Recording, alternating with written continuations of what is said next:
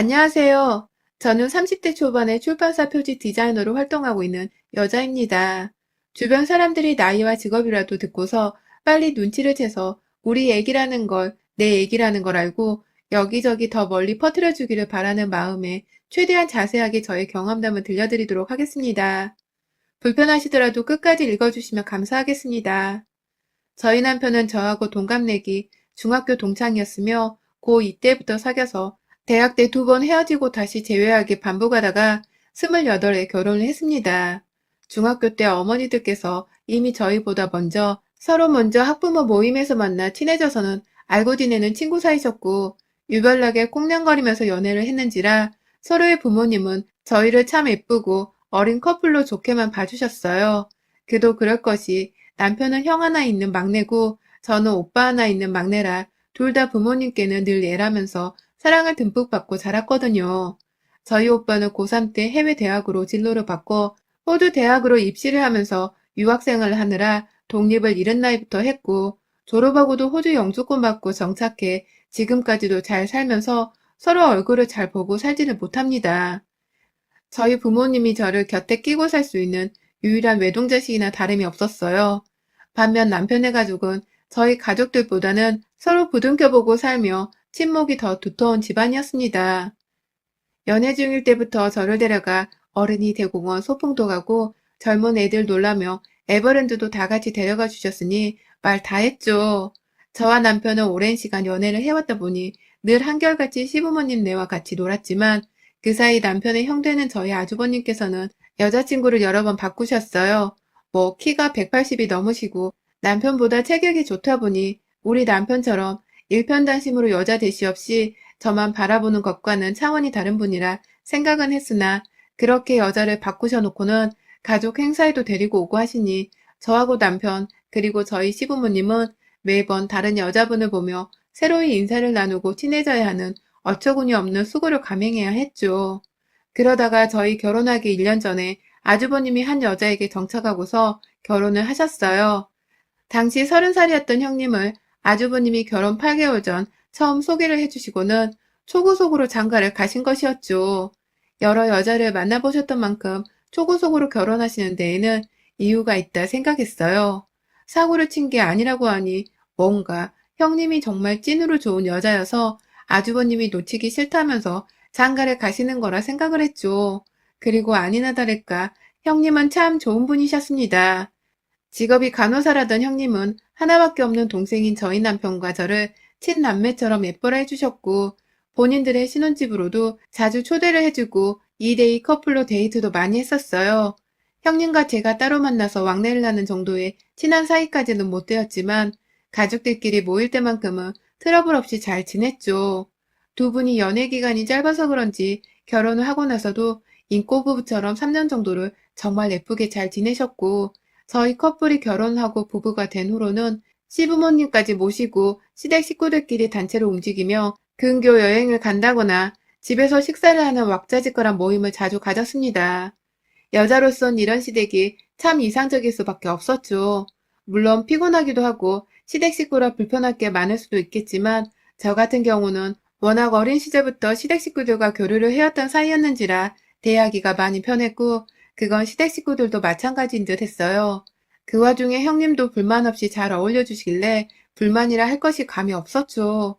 그런데 그런 인꼬 부부의 웃음 많고 시대고기를 즐기던 우리 형님께 불만이란 게 생기긴 하더군요. 결혼 3년 만에 터져나온 형님의 울부짖음에 저희 부부를 포함해 아주버님까지 정말 입을 틀어 막아야 했습니다. 글쎄 형님은 아이가 생기지 않아서 힘들어 미치겠다는 소리를 하더라고요. 당시 형님의 나이는 33살이셨고 아주버님은 35살이셨어요. 그 당시 저희 부부는 겨우 30이었기에 너무 이르지 않나 싶어서 억지로 미루고 있었던 것과는 너무나 대조되는 모습이었죠. 아이를 가지고 싶은데 못 가지고 있는 건 차원이 다른 문제였어요.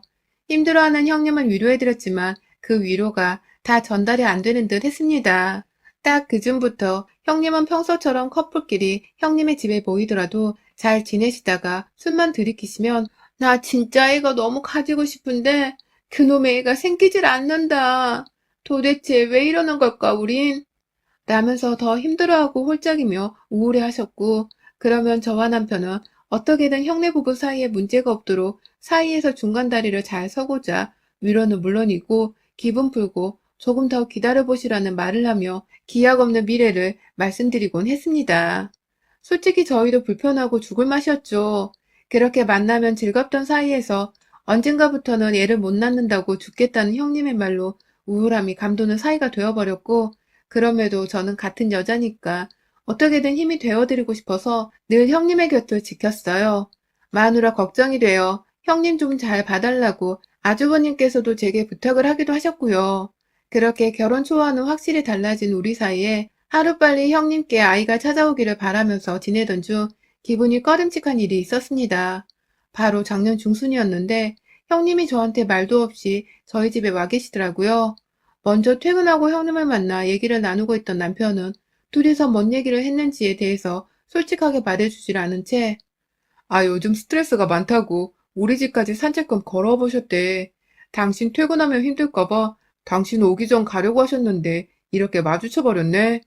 라면서 걸으면 못해도 2시간이 좋게 걸리 그 거리를 산책 겸 왔다는 말 같자는 소리를 하는 남편과 그 뒤에서 딱히 변명이란 걸 하지 않은 채 내 남편 뒤에 서 있는 형님을 보는 순간 상당히 불편했습니다. 정말 아주 많이요. 내 집이고 내 남편인데 내가 주제넘게 그 자리에 서 있다는 생각이 들어서 꺼림칙했죠. 그날 내 남편 뒤에서 나를 반가워하는 듯 무심한 미소를 지은 채 빤히 쳐다보기만 하던 형님이 살짝 낯설기도 했고요.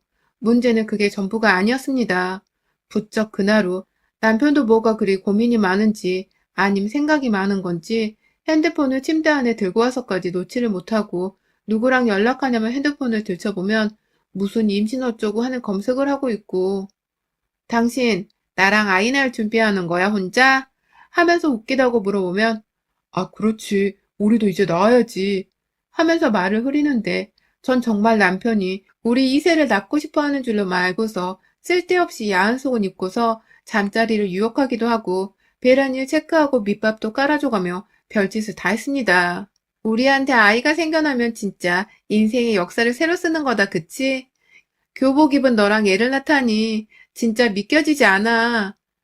하면서 아직 생기지도 않은 아이 얘기를 하며 우리가 곧 아이를 가질 거란 확신으로 대화를 주고받았어요. 하지만 이 무슨 장난인 건지 생각보다 임신이 쉽게 되지가 않더군요. 남편의 거부 때문이었습니다. 잠자리를 가지다가도 제 몸 밖에서 일을 저지르는 남편 때문에 아이를 가지기는커녕 제대로 된 난자와 정자의 결합조차 해보지를 못했고요. 그게 뭐 자기를 더 스릴 있게 한다며 생지랄을 떠는 남편을 요상하게 생각하던 때에 작년 10월 뜬금없는 곳에서 임신 소식이 들려왔어요. 바로 저희 형님한테서 말입니다. 30살에 결혼하고 결혼 생활 5년 가까이 임신을 바라다 못해 슬퍼하셨던 형님이 임신하셨다는 소식이 아주버니를 통해 들려온 겁니다. 그 집이 경사난 것은 물론이고 저희 커플뿐만 아니라 온 시댁이 다 경사가 났어요. 코로나로 가뜩이나 간호사로 일하는 형님이 많이 힘드시겠다 싶어 여기저기 걱정이 많았는데 그 우울하고 힘든 시기에 아이가 나타났다고 하니 어찌나 감격스럽던지요. 형님은 임신하고서도 일은 계속 나가셨고 아주버님은 임신한 형님 몸 생각해야 한다면서 일을 그만두길 종용하며 계속해서 먹을 거, 간식거리, 옷까지 사다 바쳐가며 아빠가 된다는 기쁨을 표현하셨습니다. 코로나로 혹시 형님 힘들까봐 저희는 부부 사이에 자주 모이는 거 멈췄고 대신 저도 형님 잘 드시라면서 직접 만든 반찬에 국거리까지 시어머니랑 함께 머리만 떼고 만들어 주기적으로 보내드리곤 했어요. 그런데 형님이 임신을 하신 지 4개월 정도가 되면서부터 좀 이상해졌어요. 저희 집을 그렇게 찾아오시더라고요. 퇴근하면 배불러 가는 형님께서 저희 집에 와 계시고 남편의 형님 오셨다는 문자 한 번을 해줄 생각을 못했나 싶어 어처구니 없고 아주버님은 어디 계시냐고 하면 혼자 왔다고만 하고 그래서 왜 오셨나 살펴보면 그냥 또 몸이 찌뿌덩거려서 산책을 할 겸 저희가 보고 싶어 왔다는데 그게 다 헛소리인지 눈치를 챘습니다. 내가 아니라 내 남편이 보고 싶어서 내 집에 찾아왔다는 걸 그 당시 형님의 눈과 표정을 읽은 여자들이라면 다들 눈치를 저처럼 챘을 거예요. 제가 퇴근하고 집에 오면 기다렸다는 듯이 그럼 난 이제 가야지 라면서 배를 부여잡고 일어났고 그러면 남편은 기가 막히게도 형님을 집까지 편히 바래다 드려야 한다면서 차키를 들고 나갔어요. 둘이서 그냥 같이 나가버린 겁니다. 텅 빈 집안에서 식탁을 보니 형님은 글쎄 제 남편의 밥상을 차려놨더라고요. 다들 일하고 퇴근하면 시간이 없을 텐데 저 밥을 도대체 언제 다 만들어서 차렸나 싶기도 하고 귀신이 고칼 노릇이었죠. 형님이 하루 종일 저희 집안에 있었던 것도 아닐 텐데 언제 저걸 차렸나 싶어 말이죠. 그러나 곧 이유를 알게 되었습니다. 한두 차례도 아니고 4번 정도 이런 일이 계속해서 되풀이가 되면서 저도 안 되겠다 싶어 아주버님께 모른 척 퇴근길에 전화를 걸었어요. 그게 바로 지난 2월 말이었네요. 아주버님은 제가 전화를 한 이유를 알기라도 하듯이 먼저 와이프가 병원을 그만뒀는데 그 집을 너무 자주 가지? 내가 대신 사과할게. 내가 일 때문에 집에 잘 없어서 와이프가 좀 많이 심심한가 보더라고. 라고 하더라고요. 병원을 그만뒀다니. 그래서 그렇게 시간이 남아 돌아 우리 집에 와서 남편 밥을 차려줬구나 싶었습니다. 그냥 허심탄회한 인사를 나누고 전화를 끊은 뒤 도로 집에 가는데 순간 열불이 났어요. 남편도 저랑 같이 직장을 다니는 사람이고 그러면 적어도 우리 둘 퇴근 시간 전에는 집안에 아무도 없다는 건데 형님이 어떻게 내 집안에 들어와서는 그 저녁을 칼퇴를 하고 집에 도착을 하는 날에도 다 차려놓을 수 있었나 싶더라고요. 설마 남편놈이 형님한테 내 집 비밀번호를 알려줬나 싶었습니다. 화가 나서 집에 들어가자마자 남편을 불러앉히고 화를 냈어요. 해도 정도가 있지. 왜 이렇게 형님은 우리 집에 자꾸 와서 나도 아니고 그냥 당신 밥 하나 차려주고 그렇게 매번 쌩 가냐? 당신, 형님이랑 뭐 나 몰래 다른 꿍꿍이가 있어? 그건 그렇고 형님은 도대체 우리 집에 언제 들어와서 우리 밥도 아닌 당신 밥만 그리 차려주는 거야? 당신 설마 형님께 우리 집 비밀번호 오픈했니? 너 그랬어 임마?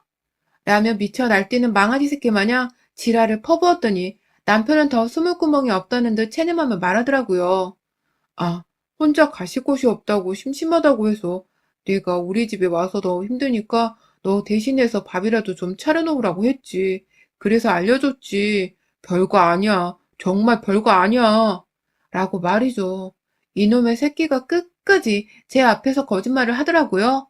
나 힘들어서 나 대신 임산부한테 저녁을 차려주려 했다는 것부터 나를 위해 저녁을 차려줬는데 정작 밥상을 보면 늘 1인분의 남편 밥만 있었던 것. 싹 다 거짓말이라는 게 속으로 느껴지더군요. 결국 형님과 남편 사이에 뭔 일이 정확히 일어나고 있는 건지도 모르겠고 증거를 할 것도 없고 심증만 있는 상황이었기에 무시를 하고서 저는 저대로 남편은 남편대로의 부부 사이를 이어갔습니다. 남편은 제가 둘 사이로 오해했다는 것에 화가 남과 동시에 어떻게든 제 기분을 풀어주겠다면서 먼저 퇴근 후 데이트를 신청하고 외식을 하고 목금요일 된 맥주나 와인을 사와서는 자주 분위기를 만들려고 했고 저도 매번 싸우고 살 수는 없으니 거절을 하지는 않았지만 마음속으로는 점점 느껴지더군요. 이 남자가 나에게 보이는 이 모습은 분명 가짜라고 말입니다. 설마 형님께 잡히지 말아야 할 약점이라도 잡힌 건가 싶어 걱정이 많았어요. 그러다가 하루는 제가 지방 출장 일정이 잡혀 전날부터 캐리어를 쌌고 아침이 되어서는 남편이 먹을 국이랑 밥을 잔뜩 해놓고는 남편과 같이 출근을 했습니다. 그런데 오후 들어 출발하는 그 일정이 점심 직전에 캔슬이 되었어요. 이유야 누가 만들면 그만인 일정이었는데 잠시 뒤로 미뤄졌다더군요. 내심 남편을 혼자 두고 집을 비우는 게 찜찜했는데 잘 됐다는 생각을 하면서 그날 퇴근 시간을 아주 조금 넘기고서 집으로 갔습니다. 그리고 저는 신발을 벗고 집 안으로 들어가자마자 손에 들고 있던 캐리어 가방을 거실 호공으로 냅다 던져버리는 괴력을 쓰고야 말았네요. 아니, 이 미친 것들이 지랄도 정도껏 부려야지. 글쎄, 집 안에 서자마자 내가 해놓지도 않은 생선 굽는 냄새가 나길래 설마 남편이 요리를? 설마 형님이 또? 하면서 문을 열고 들어가는 순간 방 안에서 막 퇴근을 한 건지 출근 때 입던 양복을 벗은 채 사각 팬티를 입고 나오는 남편을 본 거예요. 부엌으로 걸어 들어가면서 누군가에게 분명히 말을 하며 웃고 있었고 제 시선은 당연히 놀란 남편의 맞은편으로 향했는데 아휴 지금 생각해도 심장이 벌렁거려 죽겠습니다. 글쎄 형님께서 임산부라 가뜩이나 가슴이 커져 있는데 그걸 가린 큼지막한 브레저가 훤히 다 보이는 하얀 민소매 나시에다가 밑에는 우리 집에 오면서부터 입고 있었는지 웬 긴 검정 치마를 입었고 그 겉에 제가 쓰는 제 앞치마를 입고서는 남편이랑 마주보고 있다 저랑 눈이 딱 마주친 거예요. 캐리어를 집어던지면서 처음으로 형님을 알게 된 후로 처음 소리를 질러댔습니다. 내 앞치마 입고 뭔 수작이에요, 형님? 지금 입고 있는 그건 뭐예요? 내 남편 앞에서 그거 꼬라지가 뭐냐고! 하면서 이미 부엌에서는 하나둘 차려져 있던 내가 한 반찬 반, 형님이 한 건지를 모르겠는 반찬 반 정도가 놓여 있었는데 그 그릇들을 손으로 휘저으며 여기저기 다 떨어뜨렸습니다. 한켠에서는 생선 굽는 냄새에, 한켠에선 그릇 떨구고 쨍그랑거리는 소리에, 형님 비명과 남편의 외침에 또라이 취급을 받아야 하는 건 팬티를 입고 있는 남편이나 브레이저를 훤히 보이고 있는 형님이어야 하는데 남편은 형님을 감싸며 임산부 앞에서 너무한 거 아니야? 당신 왜 이래? 왜 이렇게 무식해? 라면서 소리를 지르더군요. 제 말문과 숨통이 턱 막히는 순간이었죠. 제 눈이 뒤집혀 형님을 감싼 남편의 등짝을 때려가면서 네가 지금 내 앞에서 딴 년을 감싸고 있어? 니들 불륜이었어? 니들 지금까지 불륜을 저지른 거였어? 라며 개패도 패주던 그때 밖에서 문 열어 수진아 라는 외침이 들렸습니다. 문을 막 두드리면서 제 이름을 부르는 그 목소리에 귀를 기울인 지 몇 초도 되지 않아 단번에 알았어요. 아주버님이 오셨다는 걸 말이에요. 남편과 형님은 놀래 자빠져선 아우씨 어떡해 하면서 서로 우왕좌왕 난리였고 저는 본능적으로 현관으로 뛰쳐가 문을 열어줬습니다. 저를 맞겠다고 제 머리카락을 쥐어잡아 당기던 남편이 1초 정도 늦은 바람에 문이 띠리릭 열렸고 밖에서 들어오던 아주버님은 얼굴이 시뻘겋게 상기되어서 눈이 충혈된 저와 그 뒤에 제 머리를 여전히 잡아당기고 있던 팬티만 입은 남동생 그리고 그 뒤에서 남의 집 앞치마에 브레저를 훤히 내다보인 채 야한 나시를 입고 있는 마누라를 보고는 저보다 더 눈깔이 뒤집어져서는 집 안에 들어오자마자 아주 아수라장으로 만드셨죠. 와이프가 임산부인데도 불구하고 형님의 머리 정수리를 주먹으로 걷어 차버리셨고요. 차마 더 때릴 수가 없었는지 수준이 앞치마는 왜 입고 지랄이야? 이 옆팬네가. 라며 제 앞치마를 억지로 벗겨서는 형님의 뺨덕으로 한 대 더 때렸습니다. 형님은 겁에 질려 아무 짓도 하지 못한 채 벌벌 떨며 부엌 한켠에 뺨을 부여잡은 채 서 있었고 이내 아주버님은 그 뒤에서 말을 걸려하는 남편의 멱살을 쥐어잡곤 그 자리에서 형님과 제가 보는 앞에서 마치 부모를 때려 죽인 원수를 대하듯이 발길질과 주먹질을 멈추지 않으셨어요. 오죽했선 남편을 아주버님처럼 때려 죽이고 싶어 했던 제가 그 두 사람을 말릴 정도였다니까요. 제 울부짖음에 폭력을 멈춘 아주버님은 이미 눈물을 흘리며 제 남편과 형님께 그러더라고요. 내가 무정자증인데 내 와이프가 임신을 했다는 게 말이 돼? 감히 지 형수를 네 와이프가 버젓이 살아있는데 임신을 시켜? 야, 이 호로 자식아, 네가 우리한테 어떻게 이래? 하면서 자빠져 누워있는 남편의 멱살을 잡으며 울부짖는데 제가 그만 그 자리에서 주저앉아 버리고 말았습니다. 아주버님은 이내 형님께 검사 결과가 나왔는데 나한테는 말도 없이 내 동생 놈이랑 짜고 날 속인 거야? 내 새끼인 척을 하려 했으면 끝까지 연기를 잘했어야지. 안주인이 있는 남의 집에 우렁각시 마냥 들락거리면서 뭔 짓을 한 거야. 당신이라면 도대체 정체가 뭐야? 라면서 임산부라 차마 더 못 때리겠다며 욕을 아주 침을 튀겨가면서 싸지르는데 뒤에서 남편이 그러더라고요. 아니야, 난 잘못한 게 없어. 그냥 형수님이 나한테 먼저 와서 정자만 주면 된다고. 라고 말을 하다가 앞에서 형님이 밥그릇 하나를 던져버려 남편이 그걸 주둥이에 맞고 피가 났어요. 지들끼리도 육탄전이 시작된 것입니다. 그러니까 지금 이게 다 무슨 소리냐며 아주버님께 설명을 좀 해달라 하니 아주버님은 몰랐는데 무전자증이고 임신 때문에 형님과 둘이서 지인작의 병원 검사를 받으러 간 적이 있었는데 그때 나온 결과를 형님이 아주버님께 숨긴 채 혼자서 어떻게든 자식을 낳을 거라면서 고민하다가 결론을 내린 게 제 남편이었대요. 건강검진을 받은 게 코로나 전이었으니까 그 후 결과를 받고도 몇 달을 더 고민하다가 남편을 찾아왔을 거라고. 그래서 남편과 거래를 하고 관계를 맺으며 임신에 성공을 했는데 그것도 모르고 내 자식인 줄 알고 그리 예뻐했다며 너무나 괴로워했습니다. 병원에서 치료를 원하면 언제든지 내원하라는 연락을 받고서 무슨 소리냐고 재차 확인을 해보니 검사 결과가 이미 나왔던 것과 자신이 무정자증이란 것을 뒤늦게야 전달받았던 아주버님은 그 순간 자기 와이프의 뱃속에 있는 아이 정체를 의심하다가 단번에 저희 남편은 떠올렸고요.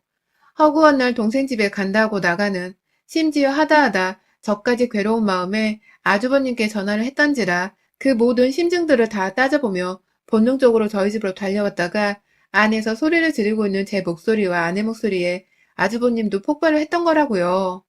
무정자증이라는 것도 충격이고 수치심에 죽을 것 같은데 설마 했던 와이프가 동생네 집에서 불에 접근 다 보이는 옷을 입고 앞치마를 맨 채 동생이 와이프랑 싸우고 있는 모습에 아주버님도 저만큼이나 눈이 뒤집혔을 거란 생각을 하니 속이 타들어갔습니다. 땅바닥을 치면서 울부짖는 아주버님의 말에 저도 모르게 남편에게 달려들었습니다. 너 형님이랑 잤어? 정말 잤어? 하면서 피 흘리는 면상에 뺨을 몇 대 때리자 남편이 말하더라고요. 안 잤어. 안 잤다고. 정자만 주면 현금 1억 준다길래 병원에서 정자만 빼줬어. 근데 내 자식이라 생각을 하니까 자꾸 정이 가는 거 어쩌겠어. 나도 내가 형수랑 이렇게 될 줄은 정말 몰랐다고. 나도 그냥 형이 형수랑 자식 낳고 잘 사는 거 보고 싶었던 것 뿐이라고. 하면서 우는데, 아유, 진짜 이 무식한 새끼가 지가 저지른 짓이 뭔 짓이었는지를 아직도 제대로 파악을 못했나 보더라고요. 지들이 형을 위해 정자를 주고 받았다 할지라도 그 자식이 결국은 남편의 자식인 거지 형의 자식이 아닌데 아주버님이 자기 자식이 아닌 것을 안 이상 데리고 잘 키울 수가 있겠냐고요. 그것도 지 남동생 정자로 태어난 얘를 말입니다. 결국 둘이서 자식정이라며 사랑까지 빠져버린 마당에 이제는 아주버님네나 저희나 두 커플이 동시에 깨져버리게 된 극악의 상황에 치닫게도 되었는데 여전히 남편은 감성파리에 형 탓, 형님 탓, 형님은 그 와중에 다들 자식 낳기를 바라는데 내가 어떻게 그거 모른 척하고 살아. 더군다나 당신이 무정자증이라 하는데 내가 어떻게 해답을 찾아야 했냐고. 이게 다 무정자증인 당신 때문에 벌어진 일이라고. 하면서 아주버님 탓, 아주 집안꼴이 개판이 되었습니다. 결국 그날 아주버님은 형님을 데리고 나가셨고 저는 저대로 밤새도록 집 나가려고 짐을 싸고선 다음날 아침 새벽이 되자마자 남편의 차를 끌고 친정에 갔다 출근했어요. 아주버님께 연락이 왔는데 시부모님께도 모든 사실을 다 말씀드렸다며 이혼은 제 자유니까 마음 편한 대로 하라 하는데 저도 이 집구석의 이리도 더럽고 불결한 꼴을 보고서는 보통처럼 더 살 자신이 더 이상 없었습니다. 아주버님 이혼 소송하러 간다길래 회사 반찬하고 아주버님은 따라 나섰어요. 시부모님은 어찌 알고 뒤따라와서는 제발 자기 막내 아들을 한 번만 용서해달라고 죗값은 큰아들을 속인 큰며느리만 받게 하고 둘째 너희는 합의를 하면 안 되냐고 하는데 아이고 그 좋아 보이던 시부모님도 결국은 자식 앞에선 팔이 안쪽으로 굽더라고요. 실망이 뚝뚝 떨어지는 와중에 아주버님도 부모님 말씀이 어처구니가 없었는지 그 새끼가 한 짓을 보고 너 지금 며느리 앞에서 그런 말이 나와? 쳐 죽인 놈들을 지금 돈 몇 푼으로 봐준다는 거야 뭐야? 라면서 시부모님을 크게 호통치곤 돌려보냈고 저는 그런 아주버님 옆에서 당체 분해 죽겠다는 울분을 토해내며 함께 상간소송을 걸었습니다. 법알 모신 제가 요즘 아주버님 따라 법 공부하고 소송 공부하고 그렇게 아주버님은 친자 확인 소송에 동생한테 위자료 소송, 저는 저대로 형님께 위자료 소송에 남편에게 상간 소송에 위자료 청구 소송하면서 형님의 통장을 가압류시킨 것도 모자라 남편의 회사로 직접 위자료 청구 소송 소장을 송달시킴으로써 회사에도 불륜 사실을 뿌렸습니다. 재산 분할해야 하는데 그간 와이프를 속이고 가족관계에 형수를 임신시켰다며 남편의 재산 가압류도 신청했습니다. 그냥 배우자 외도나면 걸 수 있다는 건 뭔지 몰라도 다 걸어버렸어요. 아주버님과 저, 두 사람이 흘린 피눈물을 봐서라도 절대로 두 년놈들이 이 괴상한 방법으로 아이를 가져버린 것을 그냥 가만히 내버려 두지 않을 겁니다. 도대체 간통죄는 왜 없어진 건지 누굴 위한 법인지는 모르겠지만 받아내고 갚아낼 수 있을 만큼의 복수를 해줄 거예요. 여러분의 생각은 댓글로 남겨주세요. 오늘도 신청해주셔서 정말 감사합니다.